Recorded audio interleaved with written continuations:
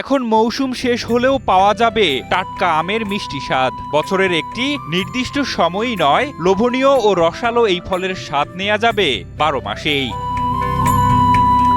ফলে একদিকে যেমন আমের অপচয় কমবে, পাশাপাশি কৃষকদের জন্য বয়ে আনবে বড় সাফল্য। সেই লক্ষ্যেই দেশে প্রথমবারের মতো বাণিজ্যিকভাবে শুরু হয়েছে আধুনিক প্রযুক্তির মাধ্যমে আম প্রক্রিয়াজাতকরণ কার্যক্রম, যার নাম দেয়া হয়েছে ড্রেডি ম্যাঙ্গো বা শুকনো আম। একাধারে এসে আমরা ডাই ম্যাঙ্গো এখানে খেয়েছি, খেয়ে আমাদের পরিবারের জন্য নিয়ে গেছি। এই ডাই ম্যাঙ্গো যে এত সুস্বাদু আমরা তো আগে জানতাম না। আমের মৌসুমে বাজারে সরবরাহ বেশি থাকায় আমের দাম থাকে 100 থেকে 200 টাকা। অন্যদিকে বিপুল পরিমাণ আম অবিকৃত থাকলে নষ্ট হওয়ার ঝুঁকি থাকে, ফলে কাঙ্ক্ষিত মূল্য থেকে বঞ্চিত হন চাষিরা। তবে বাণিজ্যিকভাবে আম প্রক্রিয়াজাতকরণ করলে সেই আমই বিক্রি হবে 2000 থেকে 2500 টাকায়। আমাদের জেলায় যে আম উৎপাদন হয়, উৎপাদিত আমের মধ্যে একটা বিশাল অংশ কিন্তু নষ্ট হয়ে যায়। তো আমি এই বিষয়টা আসলে আমার নজরে আসে 2022 সালে থাইল্যান্ডে গিয়েছিলাম। থাইল্যান্ডে গিয়ে আমরা দেখেছিলাম বিভিন্ন কারখানা, বিভিন্ন বাগান, বিভিন্ন প্রসেসিং সেন্টার পরিদর্শন করার পর কিন্তু আমার মাথার মধ্যে আসে ড্রেডি ম্যাঙ্গো বা শুকনো আম প্রস্তুত করতে পাড়ি দিতে হয় দীর্ঘ পথ। প্রথমে বাজার থেকে বিভিন্ন জাতের পাকা আম সংগ্রহ করা হয়, তারপর শ্রমিকরা তা ধুয়ে পরিষ্কার করে চোকা ছিলে পিস পিস করে কেটে বড় পাত্রে তা সিদ্ধ করেন। ঘণ্টাখানেক সিদ্ধ করার পর সেই আম বৈদ্যুতিক ড্রাই মেশিনে প্রায় 48 ঘন্টা শুকানোর পর তৈরি হয় ড্রাইড ম্যাঙ্গো। পরে তা প্যাকেটজাত করে পৌঁছে দেয়া হয় দেশের বিভিন্ন প্রান্তে। আমাদের কাছে যখন আম আসে, আম যখন পাকা হয়, ওরা আমরা পাকা ফলের এভাবে আলোচনা করি। আমাদের ভালো লাগে ওই পাকা আম, কাঁচা আম এখানে হয় না, পাকা আম। আপনার এই যে লখনৌ থেকে, ফুলকি থেকে, আশিনা থেকে, এই আশিনা লাস্টে হয়।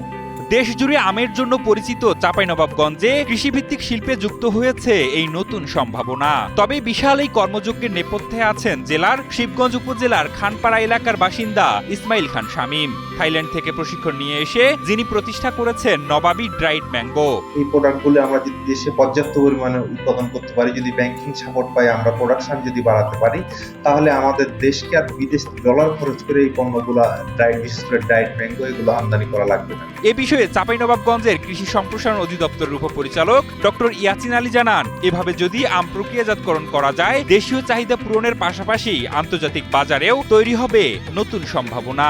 নতুন উদ্যোক্তাদের সহযোগিতারও আশ্বাস দেন এই কর্মকর্তা। এভাবে যদি প্রক্রিয়াজাতকরণ করা যায়, তাহলে আমের বাণিজ্যিক মূল্য যেমন বৃদ্ধি পাবে, ভোক্তাও সারা বছর আম পাবে। তবে এই ধরনের আরো উদ্যোক্তা তৈরি হওয়া দরকার।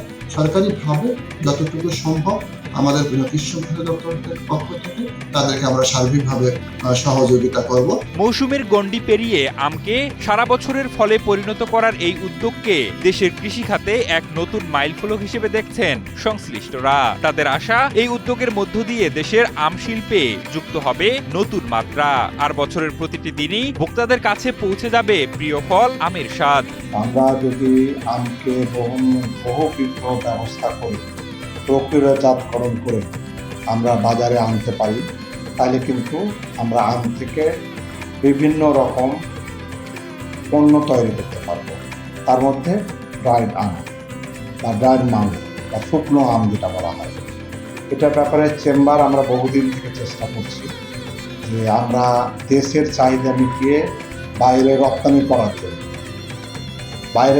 করার জন্য এবং এই আমের চাহিদা প্রচুর। ইউরোপে বলেন, সাউথ আফ্রিকা বলেন, মধ্যপ্রাচ্য বলেন, সব জায়গায় কিন্তু চাহিদা প্রচুর পরিমাণে।